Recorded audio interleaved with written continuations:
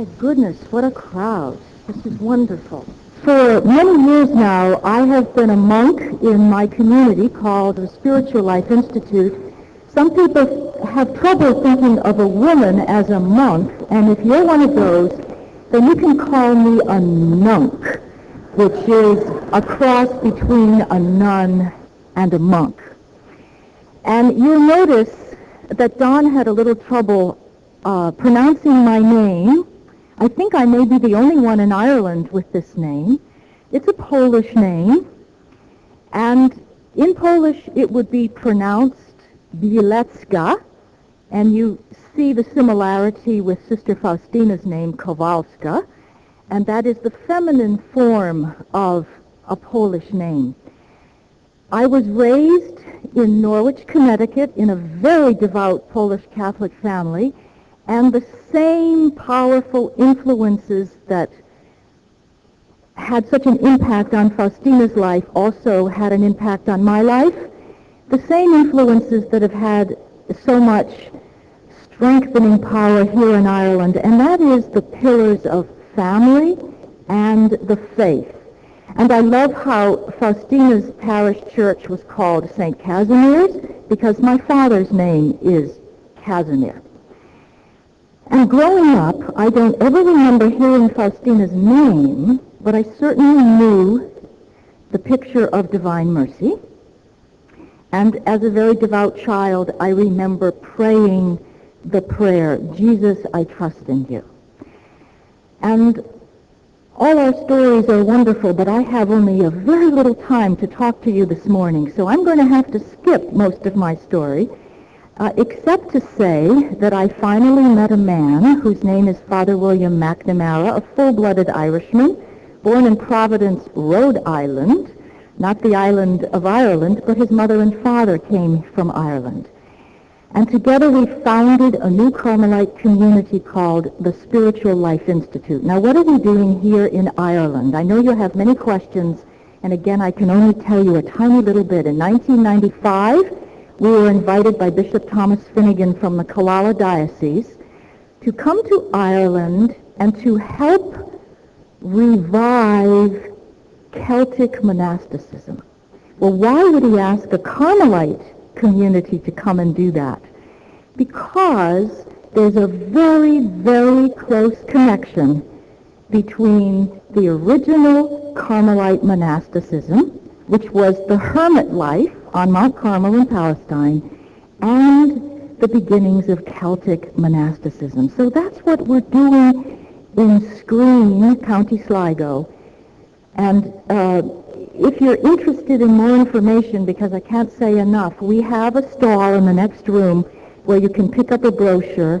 For the last 5 years, we have been working very, very hard literally to restore buildings that have been in ruins, and we wanted you to see what we've been up to, so we brought you a picture of the ruins as they looked in 1995, and then a picture of what they look like now. We're building a retreat center where people like you can come live in a hermitage, not a big building to make a retreat with a crowd of other people, but a tiny hermitage where you, like your great Celtic ancestors, could be in the stillness of a hermitage and discover what it is that God might have to say to you in that tiny place. You will see other monks from the community here. I can't even make out their faces, but there are several more of us. You'll recognize us by our habits. And as we begin, I wanted Father Tom and Susan to do something to help make what I'm calling the Kowalska Celtic connection. And remember this wonderful thing. I never knew anything about Sister Faustina until Father Cahill asked me to come, and I have quite fallen in love with this saint. And she has a very beautiful prayer that I think sums up the theme of the day. Seek him always. That means all the time, but it can also mean seek him always, all the different ways in which we can find him. And this is how Faustina prayed. You are within me and all about me. You are in all things that surround me. in all that happens to me. Now, doesn't that sound like St. Patrick's prayer? So we wanted to begin this morning. Sister Susan and Father Tom will sing our version. Father Tom wrote the music to this of St. Patrick's prayer. I bind unto myself today the virtues of the starlit sky, the glorious sun's life-giving ray, the whiteness of the moon on high, the bolt of lightning flashing free, the whirling wind's mighty shock, the stable earth and the deep salt sea around the granite rock. I bind unto myself today the power of God to hold and lead, his eye to watch and his might to stay, his ear to hearken to my need. I bind unto myself today the strong name of the Trinity. I bind unto myself today the 3 in 1 and the 1 in 3. Christ be with me, Christ within me, Christ be with me, Christ within me. Christ be with me, Christ within me, Christ behind me, Christ before me, Christ beside me, Christ to win me, Christ to comfort and restore me, Christ beneath me, Christ above me, Christ in quiet, Christ in danger, Christ in heart of all who love me, Christ in mouth of friend and stranger, Christ be with me, Christ within me, Christ behind me, Christ before me, Christ to comfort and restore me, Christ beside me, Christ before me, Christ behind me, Christ before me, Christ beside me, Christ before me.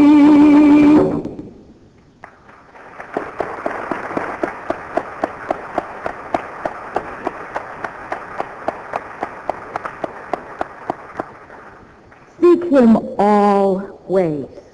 You are within me and all about me. You are in all things that surround me, in all that happens to me. So what are some of those ways in which we seek and find Christ? And what I wanted to do is speak not only out of the marvelous example of St. Faustina, but out of her similarity to that other great saint, Teresa, who is my favorite saint, my patron saint. That is my baptismal name. And as I read the diary of Faustina in preparation for this weekend, I was amazed at how close Teresa and Faustina are. And one of the great treasures of our Catholic faith is the communion of the saints. One of the ways in which we find Christ is by drawing close to the saints and to the lives of the saints. So what do we see when we look at the concrete, practical details of Faustina's life and Teresa's life? I'm always interested in the concrete details, the nitty-gritty of how we get through a day. Because sometimes the greatest miracle, first of all, is being able to get out of bed in the morning to face the day, and then the other miracle is being able to get through the day. St. Faustina was the gardener in many of the convents where she stayed. And St. Teresa said, "My soul is like a garden where the Lord enjoys taking his walk." Faustina was the cook in her convent. Do we think that she only found God on her knees in her cell or in her chapel? Did she not find God in the kitchen? St. Teresa said, "The Lord walks among the pots and pans." The Lord walks among our cows and sheep on our farms. The Lord walks among the machines in our shops, among the desks in our schools, among the beds in our hospitals. Wherever we are and whatever we are doing, the Lord is there and is waiting for us there. Both Faustina and Teresa found God in the intimacy of their prayer.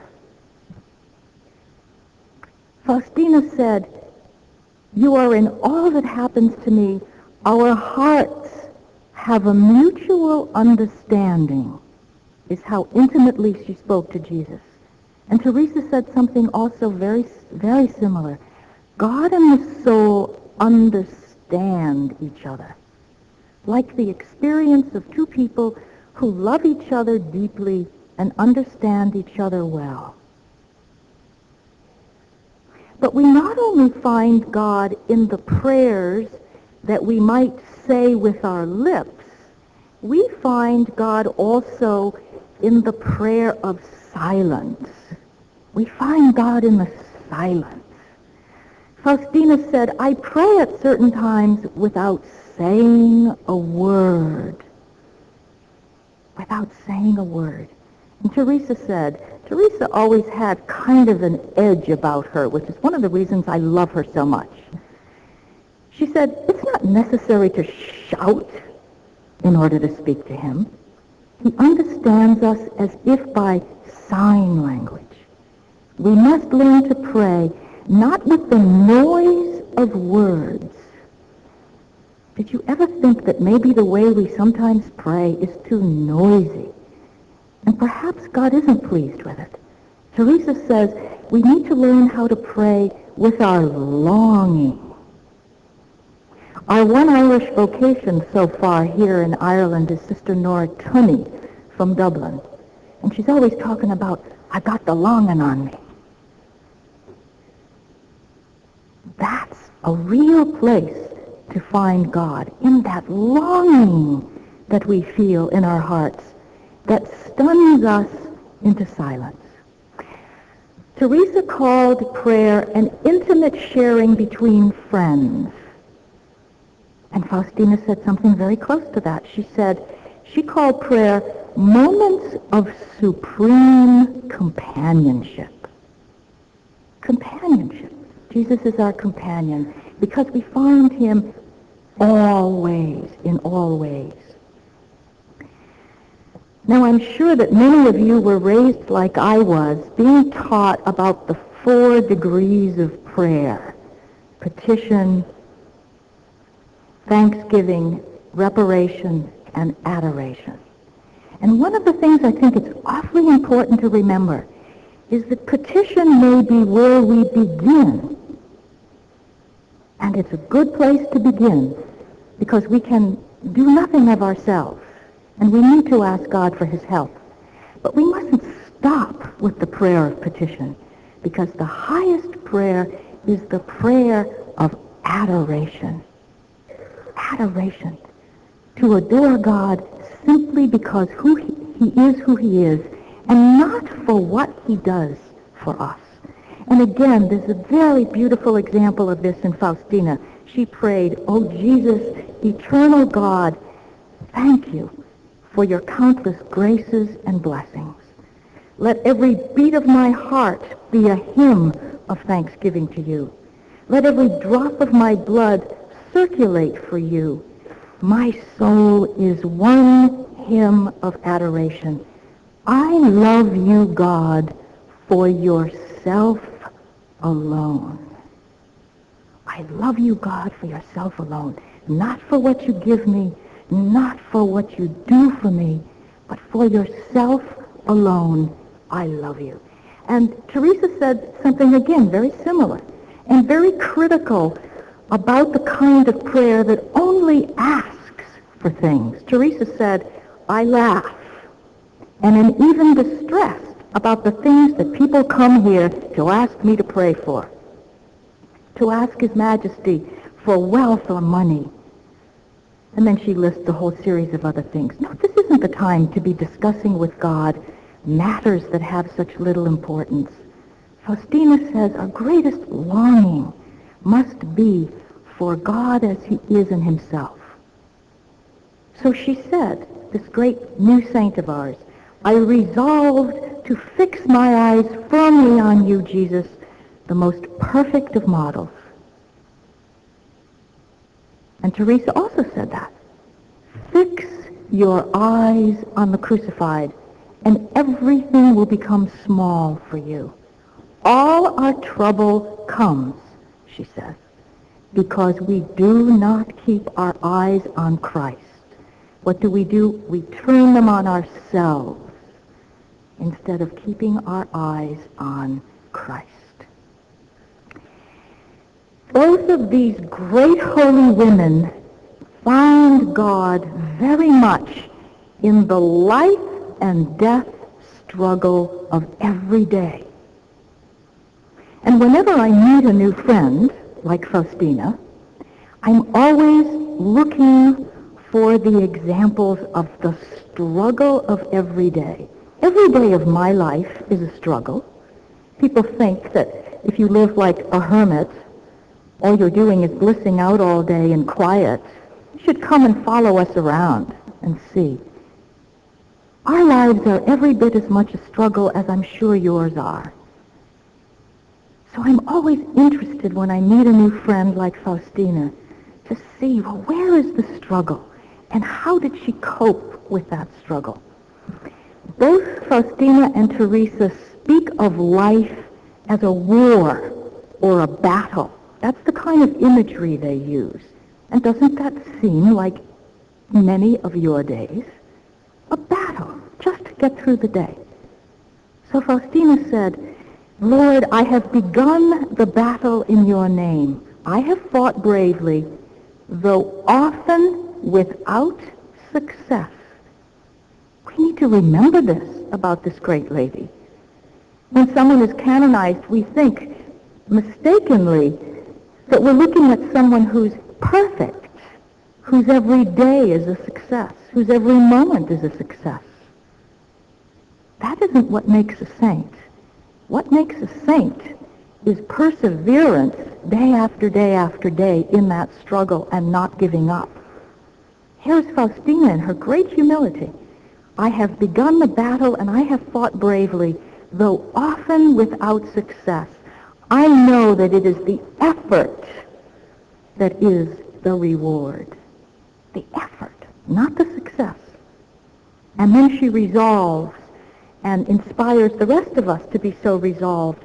My heart will not rest from its efforts and struggle until you call me from the field of battle. I won't give up the battle. I will wait until you call me from that field of battle.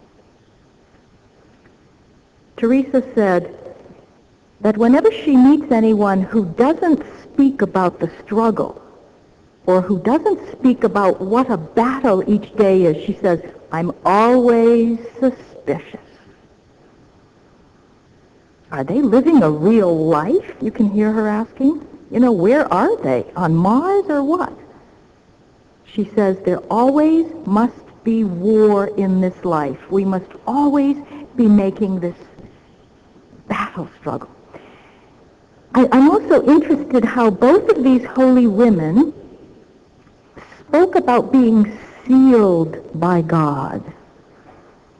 Again, because they used this kind of battle imagery and almost a kind of chivalric imagery, they both talked about having a coat of arms.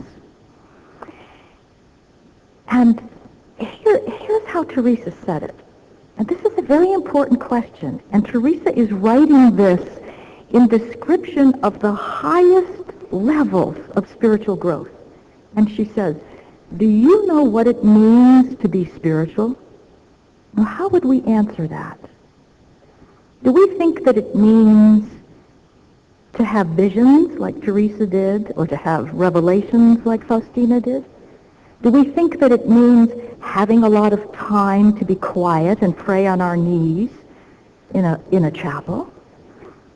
Listen to how Teresa answers this question. Do you know what it means to be truly spiritual? It means becoming the slaves of God, marked with his brand, which is that of the cross. Spiritual persons, because they have given him their liberty, can be sold by him as slaves of all, just as he was. So that if we start to walk the spiritual path and we think that it's going to be different than all those nitty-gritty details of our daily lives, where we are called to serve in the place where God puts us, we're really not on the right path, according to St. Teresa. So Teresa is sealed with the sign of the cross. Faustina also, she said, my coat of arms is a cross, a sword, and a crown of thorns. But then she also spoke, of course, about the seal of mercy. Let your mercy, O Jesus, be impressed upon my heart and soul as a seal, and that will be my badge in this and the future life. And I think if you pushed me up against the wall and you said, all right, now you have to pick one of the wonderful things, of all those wonderful things in Faustina's diary, what would you choose? And this is the line that has stayed with me in all these days and weeks as I have been meeting this woman, having wonderful conversations with her, and preparing for this weekend. She said somewhere, your mercy runs through our life like a golden thread. Sometimes she speaks so poetically. Mercy running through our lives like a golden thread. But what fascinated me about her saying this is because she talked so much about gray days. Gray days. And she didn't just mean a day when the sun doesn't shine in the sky.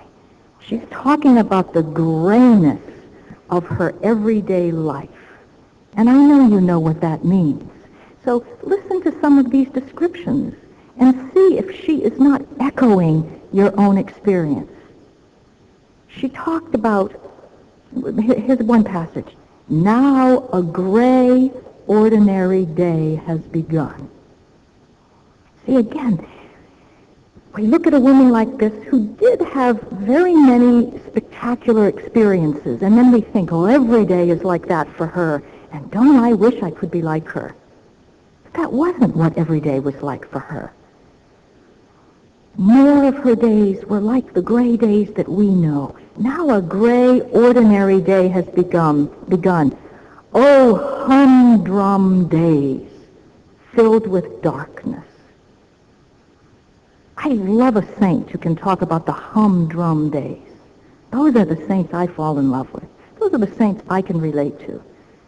Oh, you days of work and of monotony. Who doesn't say that about his life? Oh, my Jesus, you know there are times when I have neither lofty thoughts nor a soaring spirit.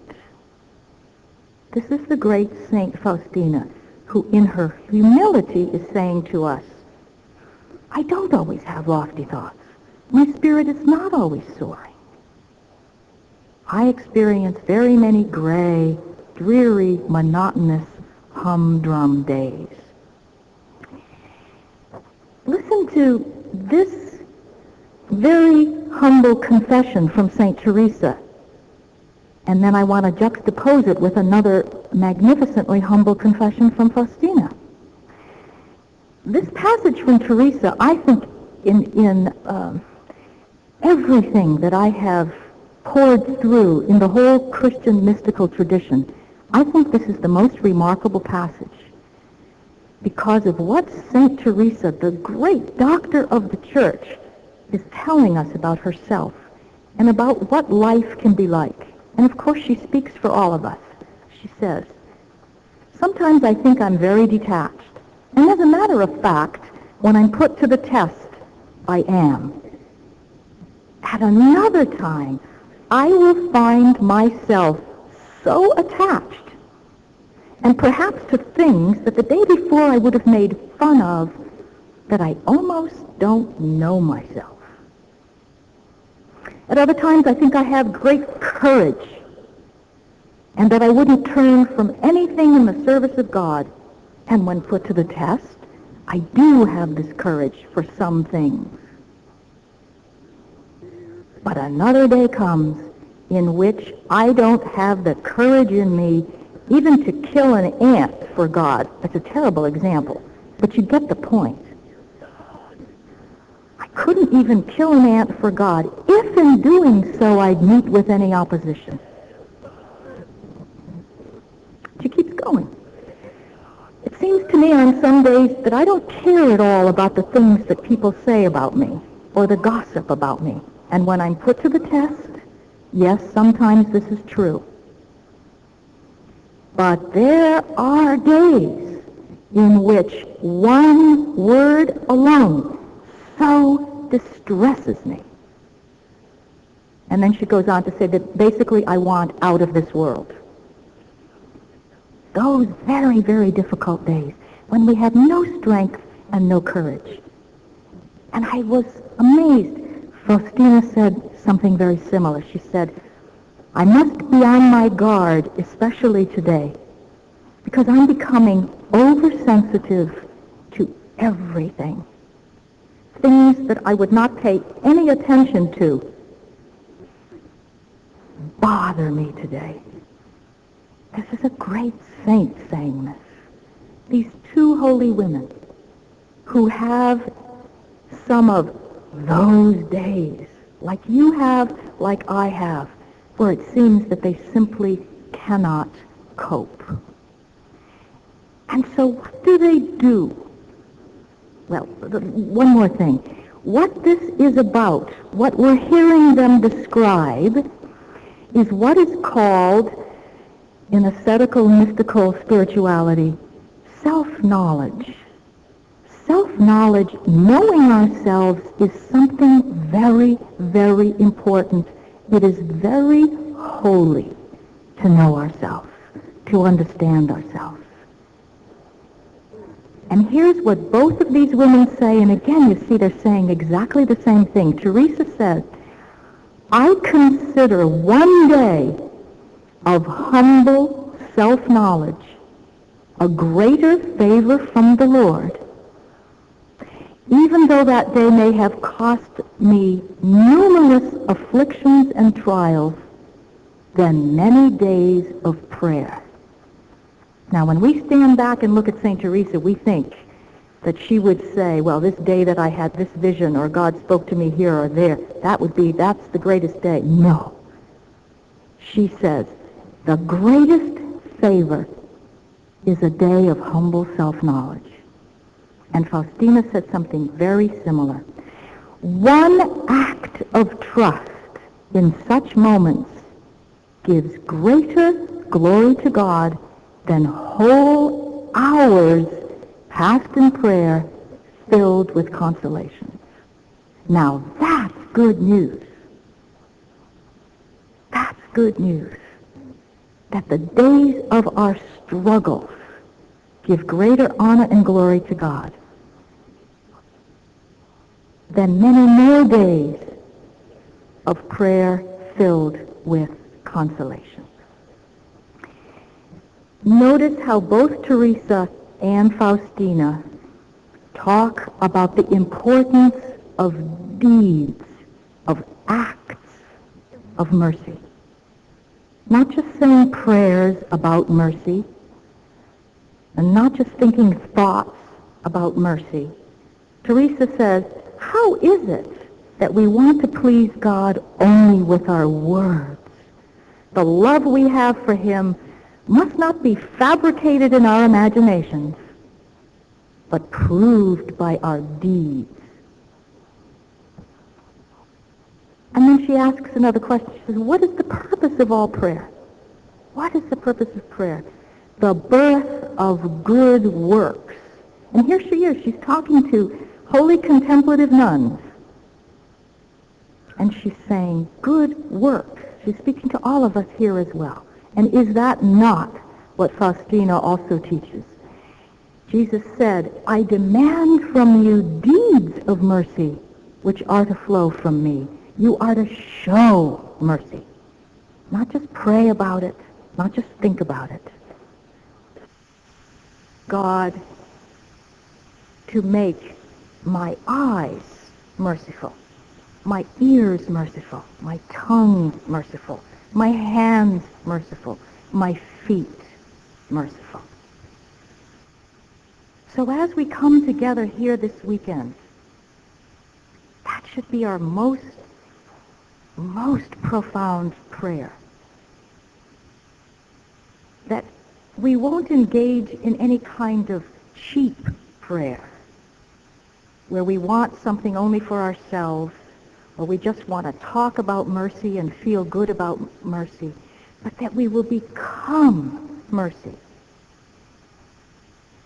in a very painful world that is desperately in need of us, of our walking the streets as living examples of mercy. Father Tom has a very beautiful song that could have been written especially for this weekend, called The Mercy of the Night. And I'd like us to end with this morning. We hear Jesus speaking to us through this song. We hear Faustina, our friend, speaking to us through this song.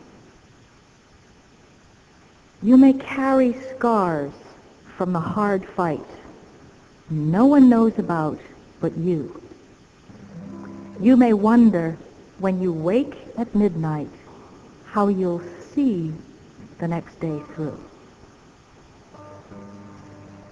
We do by trusting in God's mercy and by begging him to make us mercy, our very lives merciful for all of those who need us to be mercy in their lives.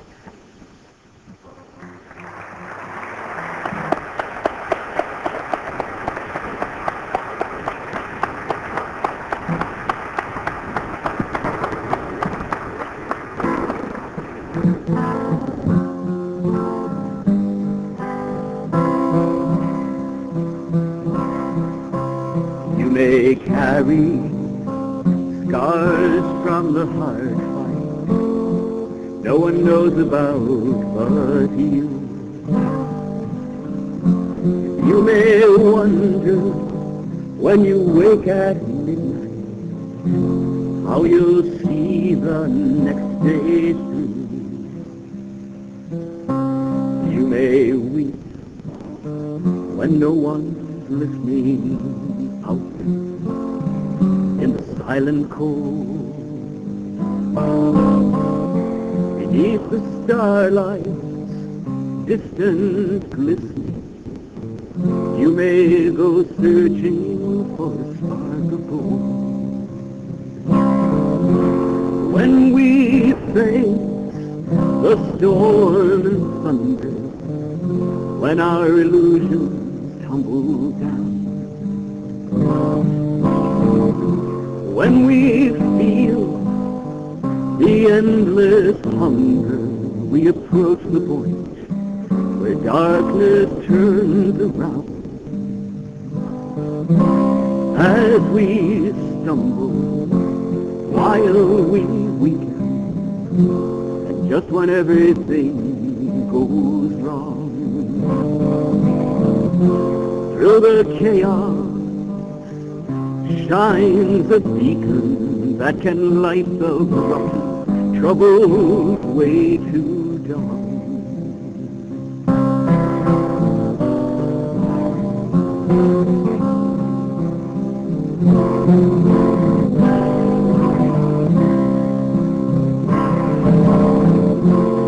There are songs only the soul knows by passing through the other side of pain. There are places only dream goes when we believe we do not dream in vain. That someone listens to every prayer said in every corner of the night. Starlight shines in every tear shed under the mercy of the night. Under the mercy of the night.